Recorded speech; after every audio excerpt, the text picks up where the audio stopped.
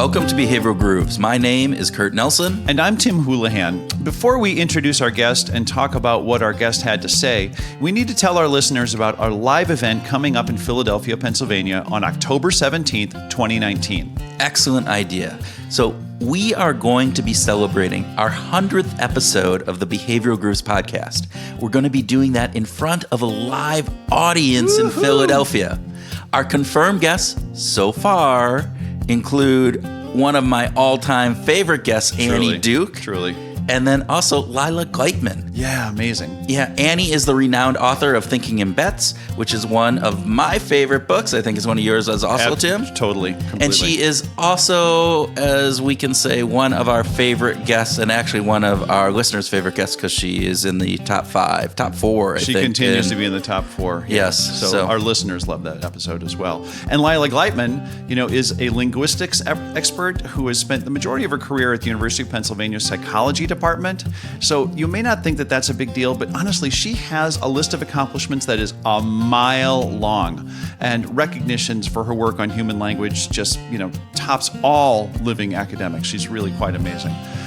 More importantly, maybe the most important thing is that Lila was the person who single-handedly introduced the word fuck into the English dictionary. Now that is fucking impressive. That is fucking impressive. All right, this is going to get a explicit rating. Explicit rating, but that's okay. We are a grown-up podcast. Here we go. And we've extended invitations to a few more guests, and so we will keep you informed. And obviously, you can go out to our website, www.behavioralgrooves.com, to check out all of the latest details. You can sign up through Meetup page that we have in Philadelphia if you're in Philadelphia. We hope to see you at the show.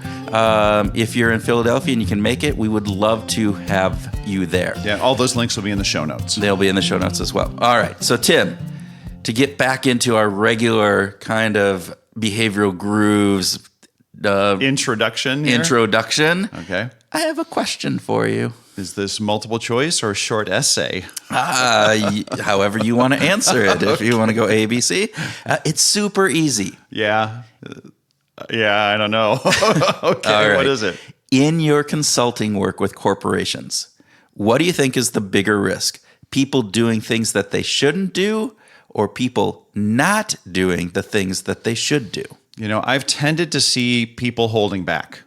It's more common for me to see people with their heads down and trying to avoid being criticized for anything less than success, because anything less than success gets punished, typically.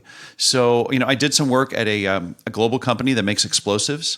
And for many reasons, the culture was highly sensitive to following the rules because they're making explosives. It's really, really dangerous stuff. But unfortunately, that ethos also bled into employee satisfaction. And so all the rules were very much controlling rules rather than lifting up rules. So it went way beyond physical safety. So I think that's the example that comes to my mind. And that's a topic that we are going to talk about with our guest, Christian Hunt. Christian has worked in risk assessment jobs with financial institutions for most of his career until he got bitten by the behavioral science bug. Don't you love it? Is that a risk? Is there a risk of getting bitten by the behavioral science bug that we need to take care of? It's an influenza. Yes, it's certainly something that you and I got bit by. On a totally separate note, we wanted to let you know that we encountered some unexplainable internet troubles that caused Christian's voice to not be recorded while Kurt's and my voices were recorded for our chat about music. But we wanted to share what we have because it was such a fun discussion. Our apologies to Christian for not being able to share his greatest behavioral science hits with us. We'll cover every one of them in a future episode. All right, so with that, sit back with a not-so-risky glass of your favorite listening beverage and enjoy our discussion with Christian Hunt.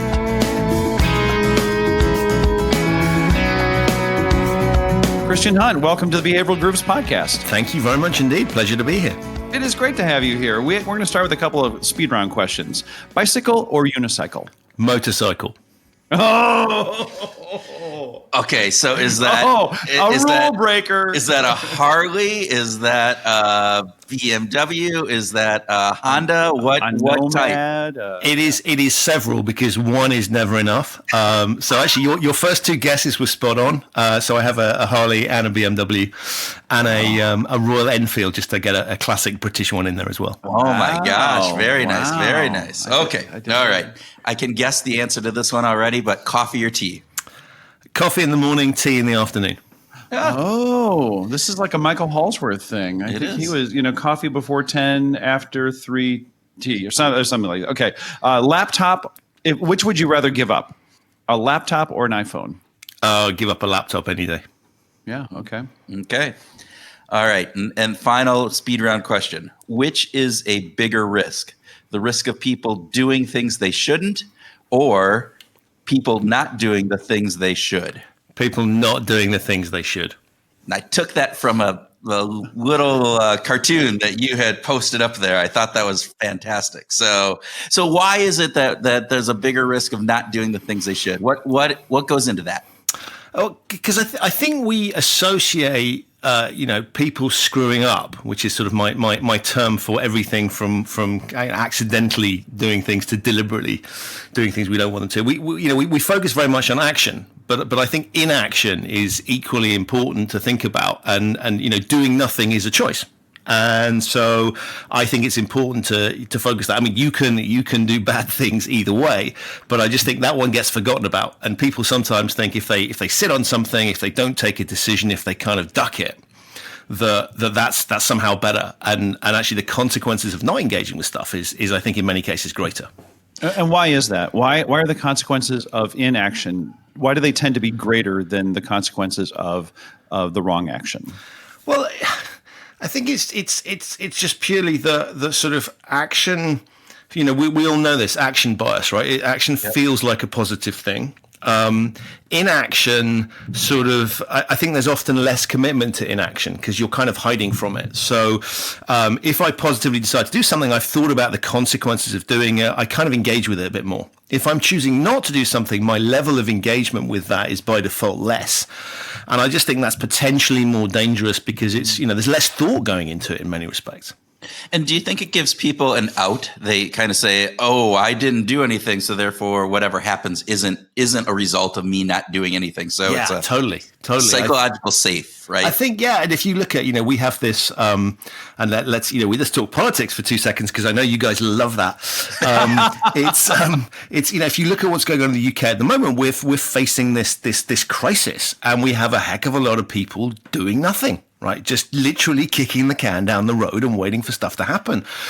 And I think you can kind of see the consequences of that. Leadership vacuum, things don't happen. It's all consuming. And so for me, inaction is just as bad and just as common. And that's why, my definition of the term human risk, I wanted to make sure I captured that in there because it is genuinely something that I think doesn't get the focus it deserves. And people kind of, they let things happen and I can't be responsible for something I haven't done wrong. Mm. So help us understand, give our listeners that definition of human risk that you have.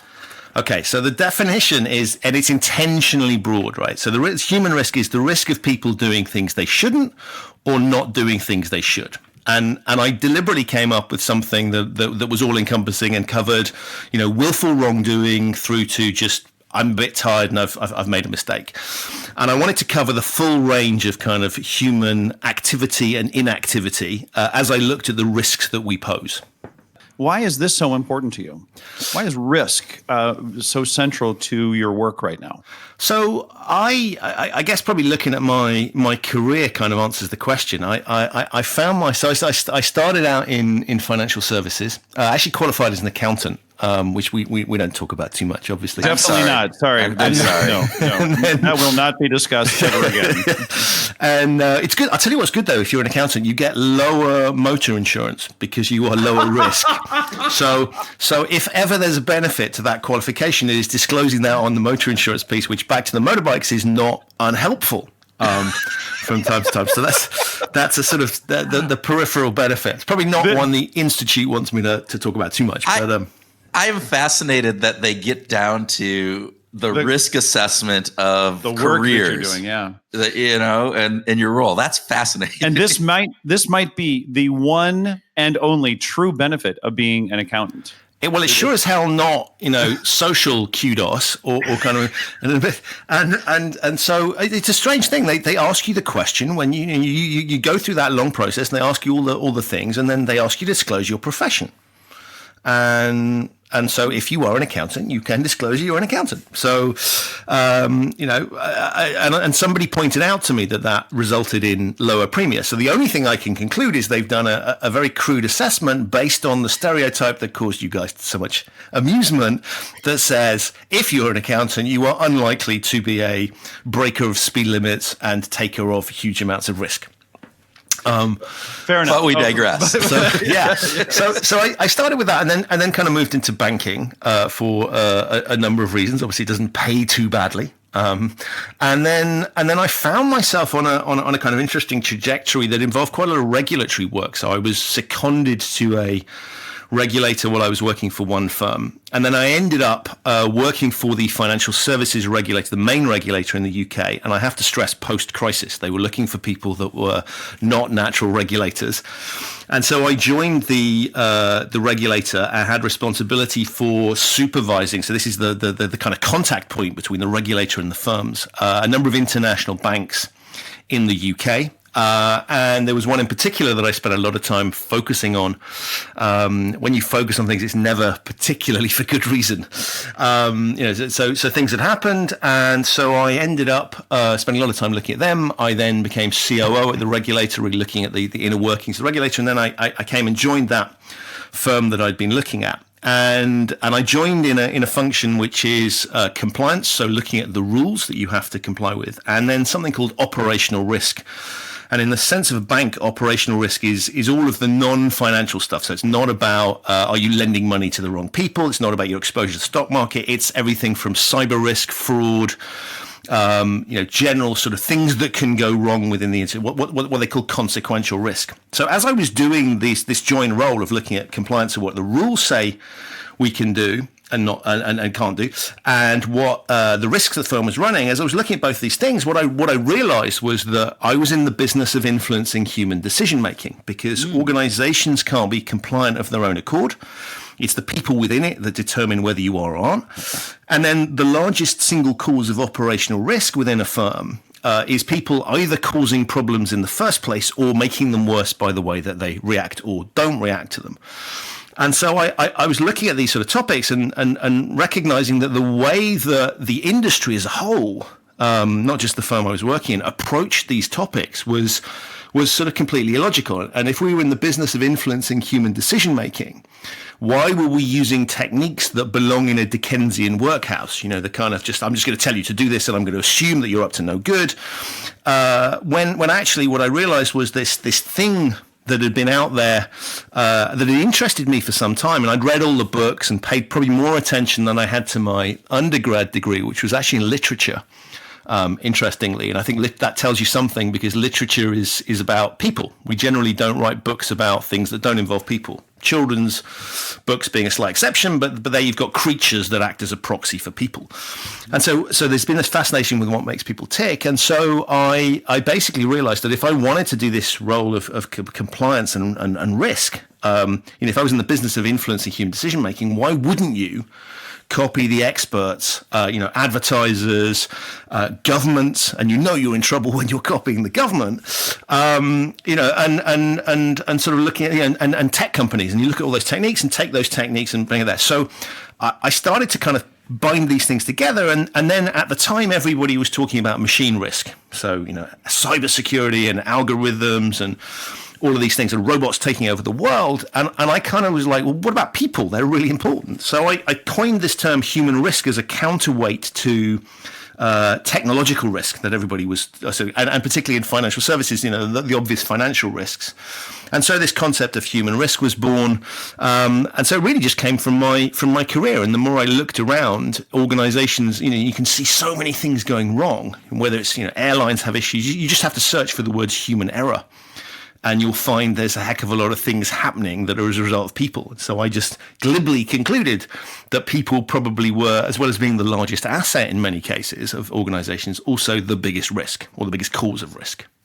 What got you connected to behavioral science? What was the thread, the hit of dopamine in your brain that got you thinking that, okay, this human behavior thing is really interesting, and I'm more interested in the behavioral science side of it? I grew up as a kid, and I was encouraged by my parents, to whom I'm eternally grateful, just to indulged to ask questions, and so I was always asking why. And, sometimes embarrassingly for them, probably at the wrong time, asking questions or making comments about other people's behaviors.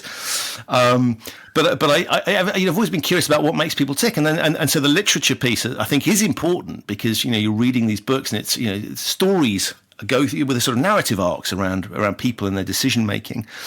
And so I'd always been interested in it. And then I guess the sort of, the Dan Ariely's of this world started to write books that look cool on the bookshelf, but were also really interesting and kind of brought this stuff to life. And I think it was that ability to connect an academic discipline with the real world and to start to have explanations for stuff that were bugging the hell out of me.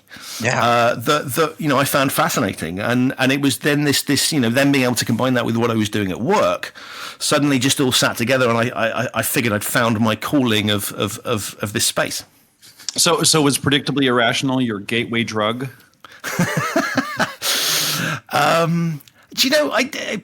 Probably in recent terms, but I think I go back and I'm actually back to sort of politics and things. I'm rereading a lot of literature that I read years ago. So I think George Orwell is super relevant for what's going on at the moment.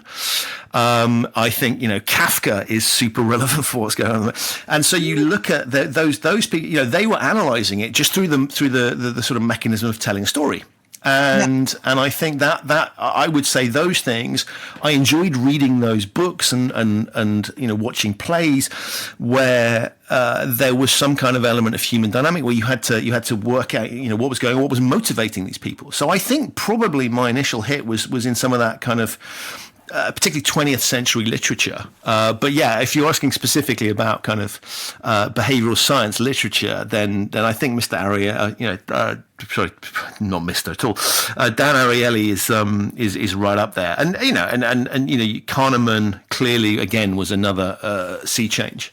Yeah, it's interesting to me because I find that literature, plays, movies, those elements that are looking at the human condition and various elements really do shine a light on that motivation. It's just they don't have the names and they don't have some of the background. But if you look at the books like A George Orwell in 1984, or you look at Kafka or any of the other kind of elements that are driving that show how people are reacting in these situations, it really is this treatise on human behavior and motivation and why are people doing that. They just don't have the names on it. So it's I find it really fascinating myself. So and I agree with that. I think TV shows in particular. Look at the stuff that's really popular. Game of Thrones. Yeah, is all around. To ignore the setting. I find there's some dragons and some stuff, but this is all about power play and interaction between people.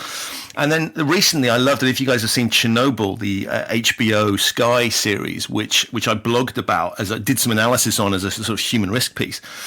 And that's just the fascinating, what motivated people to do stuff at the time, and it's beautifully kind of rendered on screen. But what engages you is the human interaction, not necessarily the nuclear disaster. So I think we've just carried that through into the video age now. Yeah, I believe I have not seen Chernobyl, but I've heard it, and I think I've read your piece on that, and I'm like going, all right, that's on my watch list. So there we go. Well, I'm fascinated though about the literature part, both in terms of what you studied in college and university. What was the focus of the literature? Was it more the classics, the romanticists? I don't know, whatever group. And then what about other authors like Ibsen or Somerset Maugham or Sinclair Lewis? Are these the kind slightly dystopian sort of views? But did they have an influence on your willingness to look at the human condition from a different perspective? Yeah, I think so. So I covered sort of European literature, and it was a pretty, I look back on it and it was a pretty cool degree because you could study what you wanted, what you were interested in, and what spoke to me were things that explained the world that I was living in. And so I was particularly fascinated, for example, by German literature that looked at the Second World War, that explored both the kind of the issues around that, but also how, the East German literature and how they were coping with that system and the ways that artists and writers found to be able to deal with the pressures they were under. And so there was this great mood called inner emigration, where they wrote about ancient worlds because they couldn't write about the world they were actually living in. And so they found an escape route that way. And so the ones that really resonated with me were sort of the ones that really, where I could recognize the worlds that they were talking about, because the world felt sort of semi-familiar, even if it went into interesting spaces. But I think, I also quite enjoyed going back. And if you look at some of the great writers from way back when, they're dealing with the same issues. Shakespeare covers all of the emotion. If you look at the full body of work, covers the full range of emotions and passions and human intrigue that I think are picked up later on. It's just done in a slightly different way, with tremendous insight as well, tremendous clarity of what is actually happening inside rather than just on the outside. Well, and I like it. You look at Othello, and you look at the nudges that happen in Othello to push Othello to the point where he is. I mean, it's nudge in 15 whatever you were writing. Context and all sorts of things influencing those decisions. Crazy stuff. So, all right, Christian. So you have written the 5 rules on human risk that I have found. I've read each of them when you kind of posted them out there, and I found them fascinating. So for our listeners, could you summarize them? I know you probably can't get into depth on each of those, but let's just talk a little bit, like the five rules of human risk. Yeah. So these are implicitly things that are not happening, stuff people don't think about, and that's kind of why I wanted to pull them out. And so going through the 5, and I started with about 20, and then kind of was like, actually that's a subset of this one, and so we kind of shrunk them down because five felt like a decent number. And so the first one is human risk can be managed but not eliminated. And what I wanted to emphasize there was really that we need to accept the fact that people are going to do things that pose risk. And we can't try and eliminate that. And yet many of the frameworks that we have and many of the approaches sort of make a presumption that we can get things down to zero. I see sort of transport authorities saying things like, our aim is to have 0 accidents.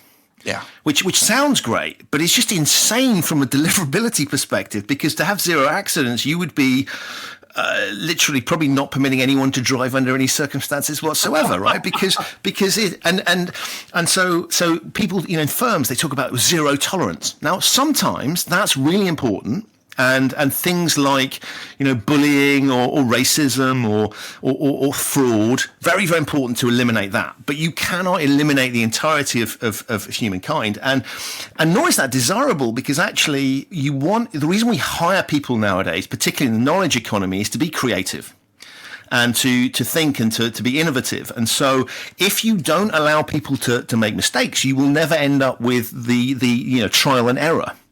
And so innovation requires making mistakes. And I think it's a very strange world where we sort of go, nobody's ever allowed to make a mistake. Well, then no one's ever going to innovate. And so for me, it's critical that we identify the things we don't want to have happen. And Netflix have been really good on this, actually, in terms of they published this deck. I don't know if you've seen it, The Culture of Responsibility. And it's I'll ping you afterwards and put it in the show notes. But it's a very 21st century handbook, really. And they looked at it and said, look, how do we run a company that's fun and interesting to work for? And they said, let's have as few rules as possible, and we'll have rules for things we really care about. Right, so let's make sure we're crystal clear. We don't want credit card details to be outed in the public domain. That's unacceptable. We don't want bullying. We don't want sexism. So we draw very clear red lines there, have rules and controls around those. But we accept the fact that we employ adults And so we give them a certain amount of freedom, but with freedom comes responsibility. And that, for me, encapsulates what this first rule is all around, which is saying, we absolutely, we can manage human risk and be intelligent about it, but we cannot eliminate its entirety. And let's not even try. Yeah. And the fact that you mentioned that they employ adults, that is the thing I think too many organizations forget. They hire these people that they think are the best and the brightest, and then they put these handcuffs on them to say, oh, but we don't trust you enough to do anything. So here's this little box that you get to play within, and don't use any of your creativity, don't use any of your imagination, because we don't want to take that risk of you potentially doing something stupid or wrong. So. Right, and it's so idiotic. We spend loads of money hiring the brightest and the best, and then we kind of get that, remove their ability to use that the skill that you've hired them for. I was always reminded. I was hired once by someone who said he was like, it's really important to me that people have social lives, and that I want people who go to the theatre. And I want people who play sport. It doesn't matter what it is, but if you're going to engage with clients, have a story to tell, be a human being. And so we hire people on that basis. Of course, The irony was that in many cases, he made people work so hard that they couldn't do the very things they'd been hired for in the first place. But it was a nice idea. Yeah, you can't go to the theater and you can't play sports because you got to put that extra hours in it. Exactly. What are you doing leaving the office? Yeah, we never lack for irony. So that was rule one. Rule two is compliance is an outcome, not a process. I had to use the word compliance in there. At some point, you'll detect from my disdain. I hate it as a piece of branding. It's appalling. Anything that you add the word officer to that makes it worse tells you the original bit of branding wasn't great. But what I do with I use the word compliance here just as a one genuinely meaning compliance in the way that people probably understand it. A set of rules, but also just looking at the outcome that we want from people. And we say, look, the what we want people to do is an outcome, not a process. And often what people do is they focus on a process. So they decide how they're going to manage the particular risk, put something in place, and then focus on, has that been done? Not looking at the effectiveness of the piece. And so often the processes that we put in place to manage human risk and to achieve compliance aren't as effective as they ought to be, or we think they are. And so we fixate on having these things done. People need to follow this process. We don't look at it's the form over the substance.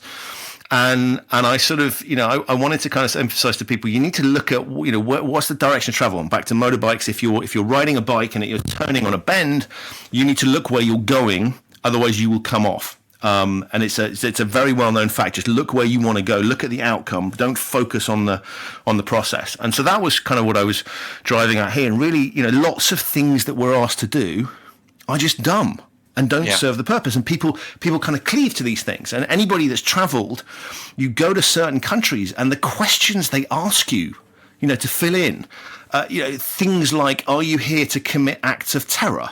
And you just kind of think, has anybody ever? And actually, your country is one of those, by the way. Yes, and there was a British lady who accidentally ticked the yes box, and which is sort of interesting in itself. But you look at it and go, why are you asking that question? It's not like someone's suddenly going to go, oh God, I am. And I wasn't going to tell you, but now that you've asked the question on the form, I cannot lie on the form. It's just, and it's and this is a classic thing. It's a sort of primacy of kind of lawyers' approach. Let's do this so that we position ourselves strongly if there's a legal case. Yeah. But you neglect the fact that for the remaining people, where there isn't a legal case, and that's the majority of outcomes, it's just irritating and dumb and fine. I'd have no choice. I have to fill in a silly form answering silly questions about what the purpose of my trip is to places.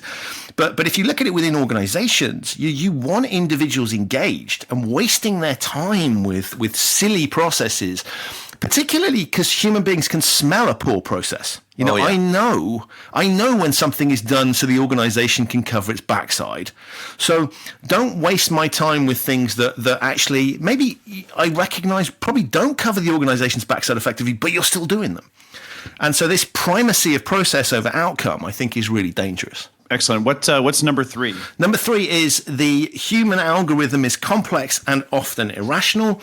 The irrational bit, I think none of your listeners will need that explaining. That's the sort of Ariely argument. But bear in mind, this is for people that don't think behavioral science. And what I've done here is really just said, look, the human algorithm, and I've used that term because in essence that is what's going on in our heads. We are running algorithms.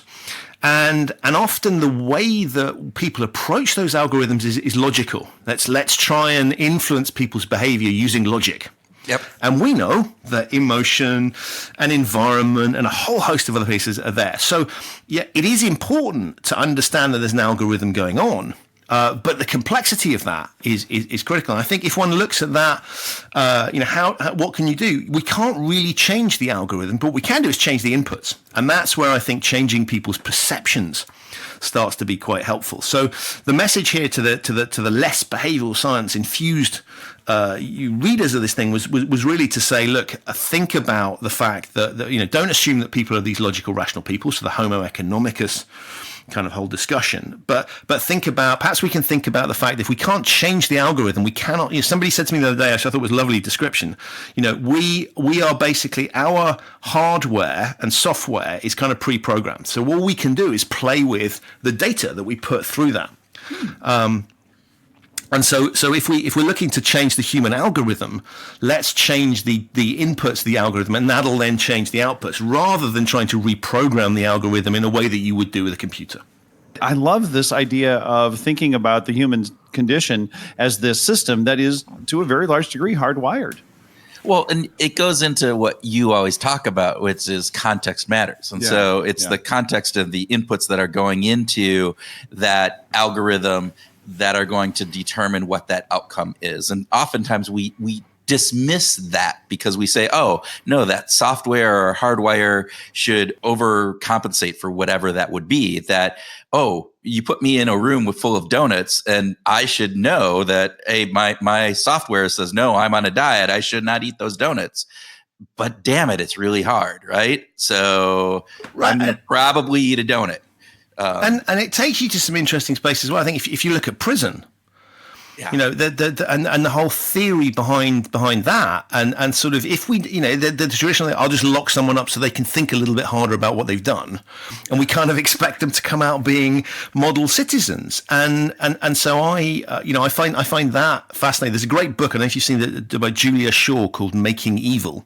No. That analyzes, why do people, what does evil mean, and why do people think? And she's got some really fascinating sort of views on this. But she goes into, looks at prison and saying, is prison effective? Yes, no.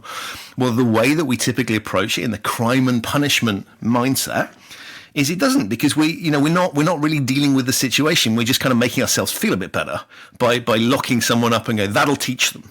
Yeah. And of course it doesn't, right? And if you irritate the hell out of someone by locking them up and don't give them an opportunity, if there's no path to redemption, then why would you bother?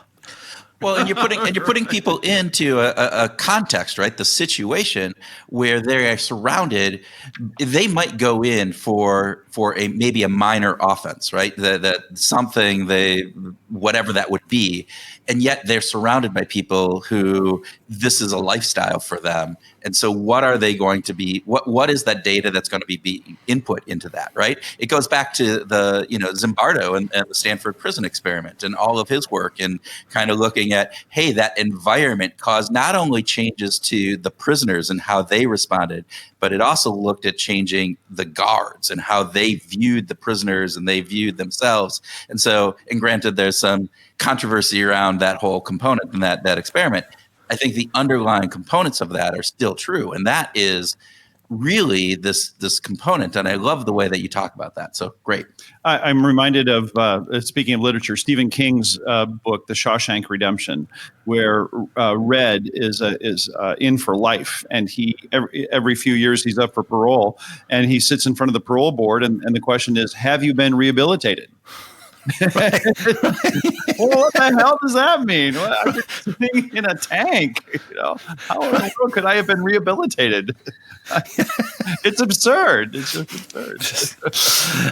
Which brings us nicely, actually, to the fourth rule, which is to change behavior, change the environment. And again, I think for your audience, that's kind of obvious, but for those that are less aware of this, and my point here was all too often within organizations, the way they perceive poor behavior or behavior that they don't want from their employees is there's something wrong with the person.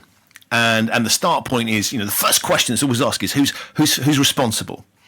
And you frame the whole thing around bad employee, bad person, let's reprogram that person, rather than saying, well, what were the contributing factors in the environment?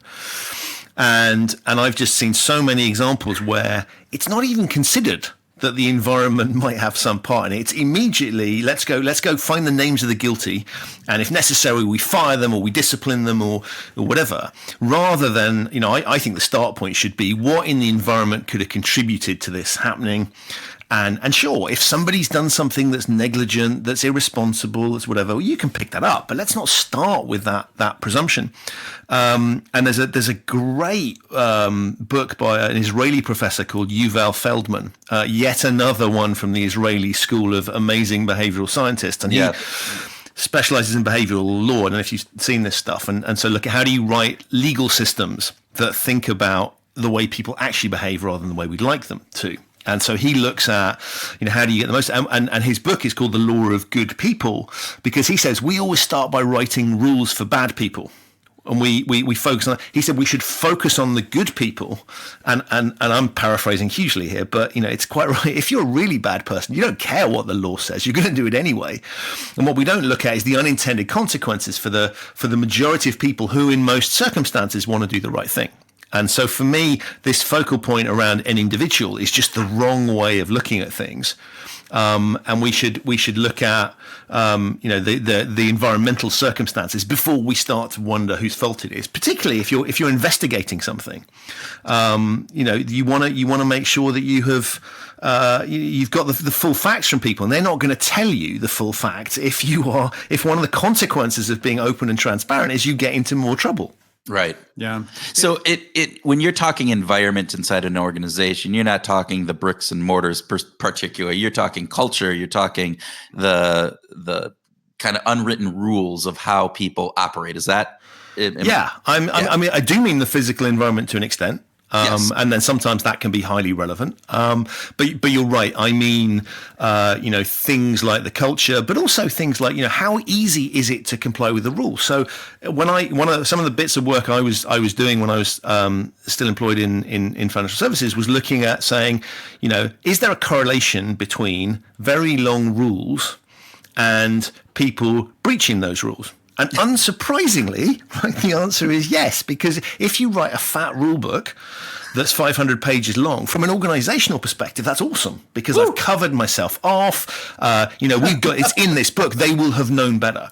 But actually, from the individual's perspective, it is not surprising that people don't bother reading 500-page policies. Yes. And so I always look at sort of we have to look at all of the factors that we know of. And clearly there will be a whole host that we don't, and say to ourselves, what is it that could have contributed? Now, in the examples I've come across, both as a regulator and a practitioner, there are always things within the organization's controls that it could do better. And I think if the start point was let's fix those and then worry about people, we'd be in a much better place, and the focus would be right. And I think people would engage with investigations and processes if they thought there was a chance that actually the environment, the organization might end up bearing more of the responsibility than they do themselves. Yeah. We talked with Roger Dooley a few months back, and he has a new book out called Friction and various different things. But what you're talking about is that friction. That 500-page rule book is highly friction. It's a high friction component. People are not going to do that. If you were to summarize that down into a one-page, here are the key, as you said, like these are the things that we can absolutely not do. All right, then you're reducing the friction. People are more likely to read it, and then B, comply with whatever that would be. And so I think those are those factors that, again, we so often want to just check that box as an organization and cover our butts and say, but look, we wrote it out in black and white on page 428. It was written out there in 3 paragraphs of legal speak, and why didn't you understand it? Yeah, and I like looking. So I always try and find analogies in the real world, as I call it, for what's going on, and say to myself, what can we learn? And more often than not, there are examples of things done better elsewhere. So if you take the average car, right, the way they design cars is so that the average driver can just jump in, providing a license and everything else, right? You can just get in and you can drive off pretty much under average circumstances without having to read the manual. And the way they design it, the dashboard operates roughly in an analogous manner. And the manual is what you go to when a funny light comes on, there's a strange sound you don't quite know. And the way the manual is structured is helpful, right? It helps you solve your problem. And so the whole thing has been designed to allow people to engage very quickly and make it easy for people to kind of operate. I think organizations often go the opposite way around, right? Which is before you're allowed to get into the car, you must read the engineering manual, understand the engineering manual, and then we'll let you drive the thing, which is presented to you in an utterly incomprehensible way. And I think that if we turn around and took a leaf out of car manufacturers and said, let's start designing environments for the way that people operate, for the scenarios they find themselves in. You see lots of examples of training programs within organizations where they're teaching you obvious stuff. And you can kind of see it, in the sort of response to Me Too. There's lots of organizations who are getting concerned about these things. So they send people on training that is kind of like, is it okay to rape someone? Yes or no? Right. And it's just idiotic. Whereas that's not the dilemma people are facing in the real world. They want to be guided through real life situations that they might come across. And we need to start speaking to people in a language that reflects the realities. Stop pretending the world is black and white when we know it's gray. And start speaking to people and recognizing the nuances of the challenges that are there, and give them the information. It's the classic behavioral science frameworks. So I look at the behavioral insights team's EAST framework, for example. Yes. Easy, attractive, social, timely. Really simple. If you just start with that stuff in a kind of compliance risk management world, you'll go a hell of a long way to getting it right. And people will sort of turn to me, well, have you tested this out? I just see so many examples of things that are so poor, that are so far away. There's no point in testing stuff when you're miles away from anything that's sort of even objectively sensible. And by the way, and the reason that they're asking the question is because their situation isn't working. Like what they're doing is failing, and yet they're saying, well, wait a minute. You've got something new. Is that proven? Are you sure about that? Right, exactly. And then the final rule is just because you can doesn't mean you should. And this sort of has I've left it till last because it has 2 aspects to it. One is, I think we need to start endowing people within organizations with a bit more of a sense of personal responsibility. So all too often, organizations, in the way that they treat their employees, send a signal that the employees are not trusted. And there's a classic example of somewhere that I saw once where they had locked down YouTube. And by YouTube, I mean every single sort of video streaming site. Oh. And you kind of look at it and go, well, why would you do that? Because actually what it does is it stops people watching TED Talks. It stops, there's a lot of decent content that's highly relevant to people's roles. But so the first argument you can get is bandwidth, which I kind of buy if I don't know, if the Super Bowl is on or Wimbledon tennis or something, but you can sort of throttle it at that point or stop those things being streamed.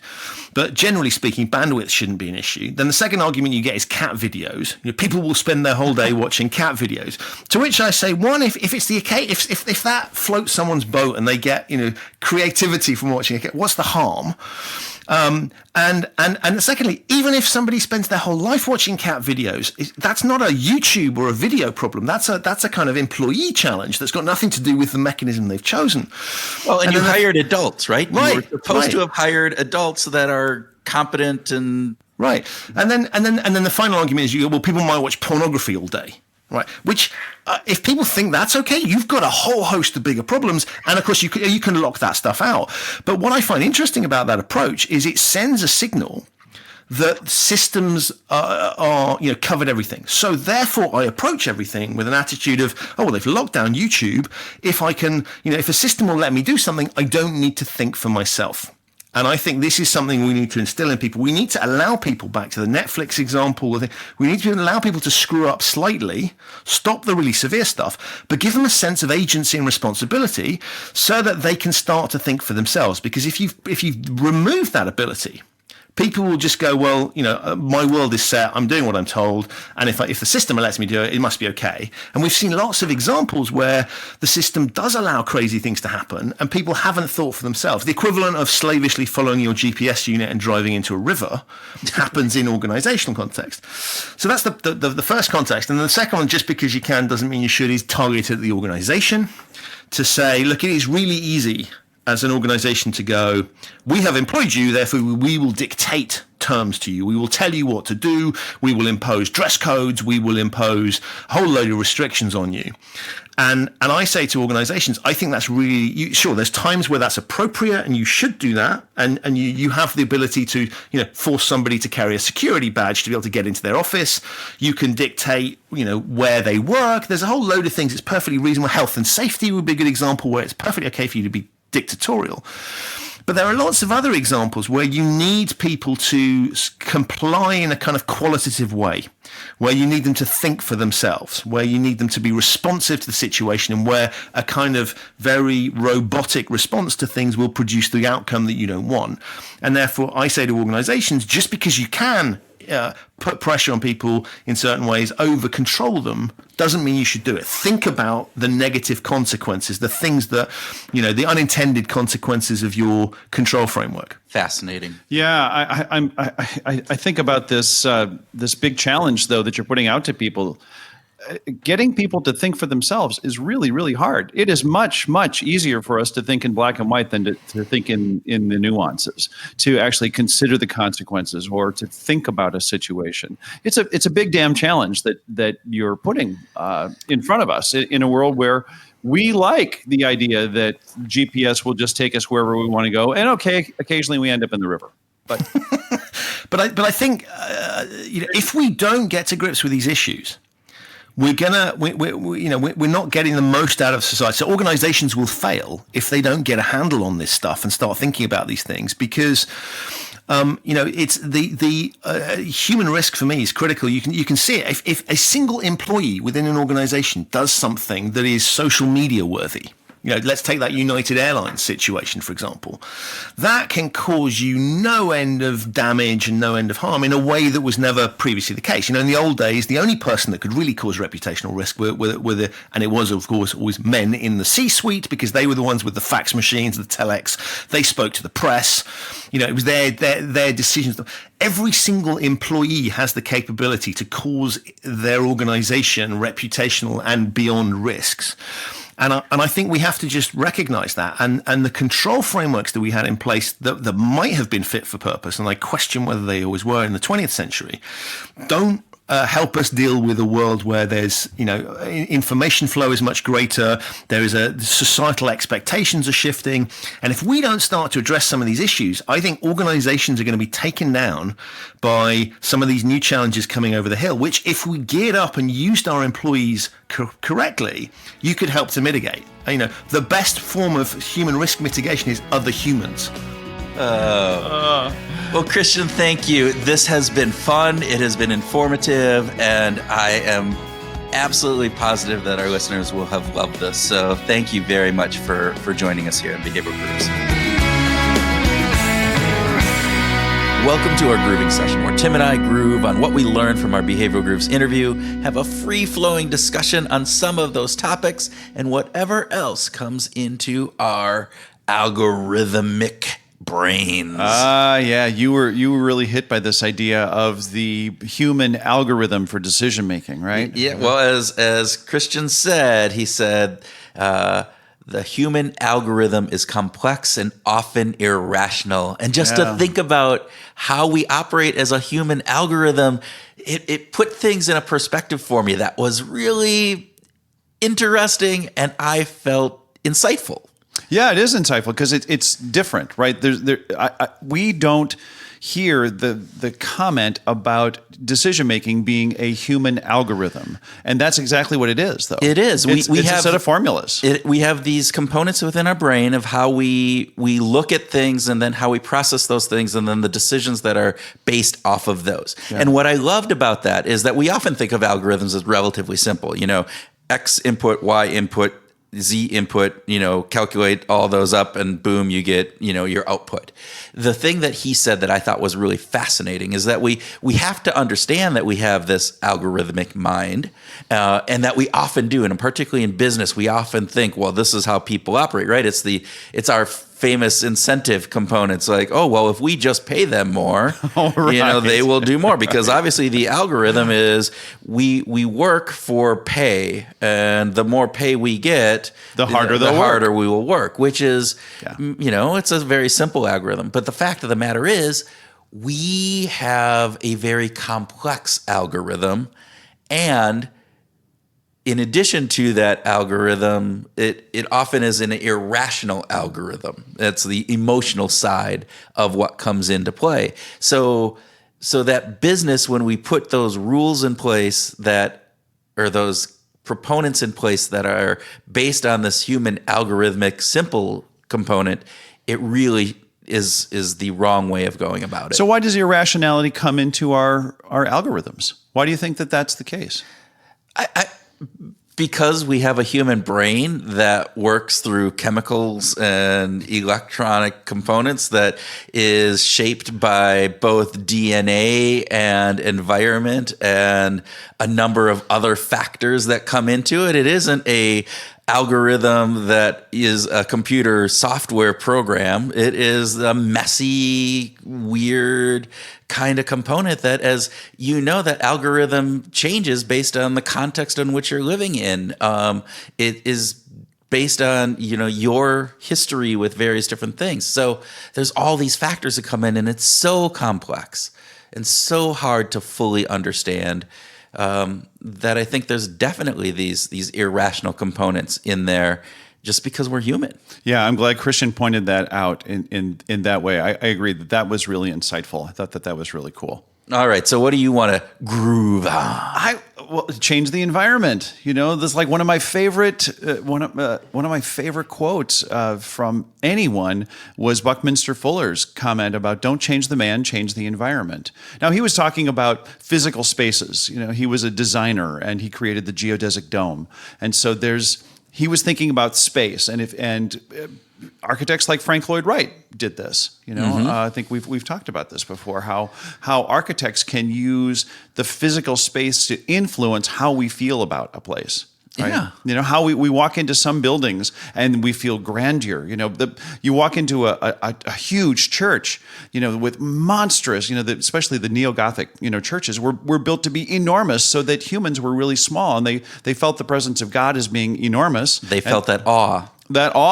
And God's big and I'm small. Yeah. And so physical spaces make a difference. The environment that Christian's talking about is complex and important. And he's not talking just about the physical environment. He's talking about the cultural and other environments as well. And I think that's a really important piece. Total aside, because that's what we do. That's what we do. Oh, rabbit hole alert. So Buckminster Fuller, right? My father was not a big reader at home. He would go down and he'd carve and he'd paint and he'd do a whole bunch of stuff with his. My mom was a huge reader. My father was not. However, the one book that I remember him reading was like this Buckminster Fuller book. And so I remember reading that when I was in high school. It was about the life of Buckminster Fuller and the geodesic dome and how he thought. And he was an interesting and crazy man. He was eccentric. He didn't talk for like a year or something, if I'm remembering this right. Now, it's been a long time since I read that, but he was just in his brain. Anyway, so that was my little rabbit hole of going down. But that was an interesting thing. I think it's fascinating. Yeah, there you go. I think it's fascinating. I actually want to hear more about your dad's carving and painting and stuff, but at some later date. Oh, well, there we go. So when Christian was talking about, he brought up The Law of Good People, the book by Yuval Feldman, and this idea that we end up focusing our rule writing on people who are doing bad things, and not focusing on, and so our natural rule writing is stop this, curb this, limit this, rather than writing rules that enhance and engage employees, for instance. Create an environment where the good people are naturally going to do the good things. They might screw up from time to time, but give them an opportunity to feel empowered.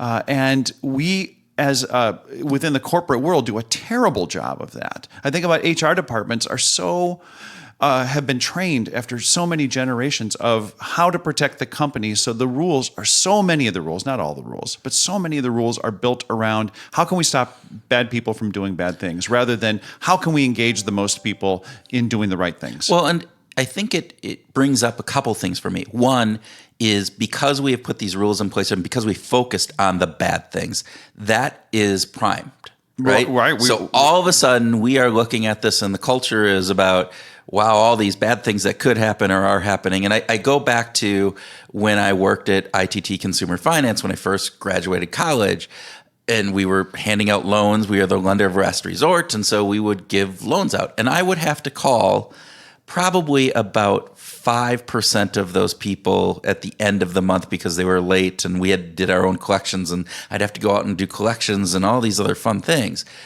But that was about maybe 3 to 5% of the overall population. But that's who I focused in on. And so that other 95%, after even just a couple months, when I was in giving them a loan, I was thinking in my head, how are these, am I going to have to call you in a month or 2 months? Am I going to have to go out and chase after you and try to collect these payments on you? When the vast majority of the people, over 9 out of 10 people, more than that, right? And 95 out of 100 people, that would never be an issue. They pay perfectly fine. But because my focus was on that 5%, because it was vivid and emotional and different things, and it was prime, because that's what my job, the other part of my job was doing that was there. So that's one part of it.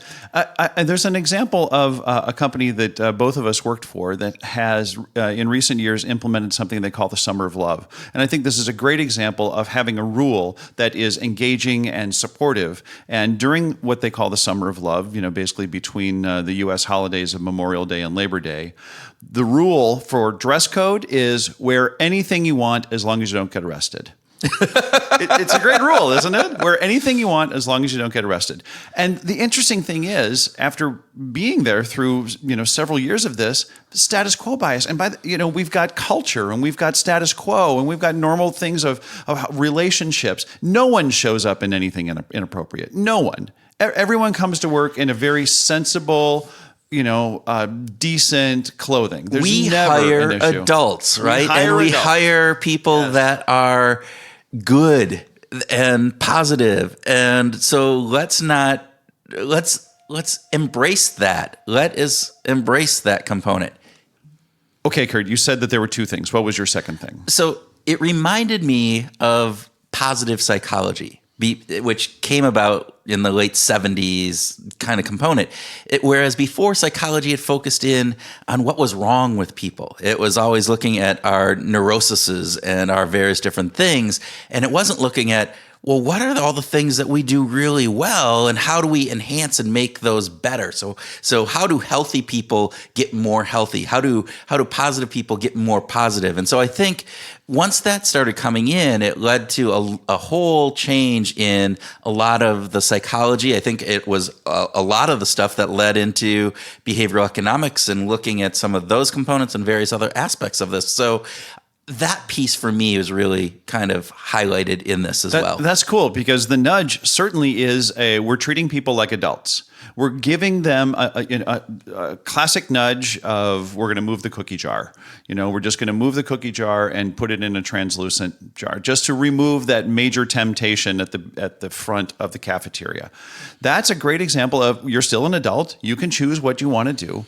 but we're just going to use a little bit of behavioral science to move it out of the way so it's not the number one thing that you go to when you enter the cafeteria. You're not saying we are no longer having cookies in the cafeteria. Right. You're not saying there are no cookies allowed in our corporate world. Or if your BMI is too high, then you can't have cookies. Or we're gonna charge a fine for every cookie that you have, or an additional penalty on top of tax. that. Yeah, cookie tax. So yes, we are adults, and using that component of changing that environment in order to help nudge in the right way, and yet allow that individual freedom. Yeah.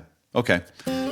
All right, listeners, thank you for putting up with us and listening again. We appreciate it as always, and hope that you will, if you're in the Philadelphia area, we hope that you can join us on October 17th. And for those of you who aren't, be looking out for that 100th episode. It's going to be fun. And if you do like to do any of that stuff, let us know, because we would definitely want to talk to you. And About doing it. more? Yes. All right. In your city. In your city. All right.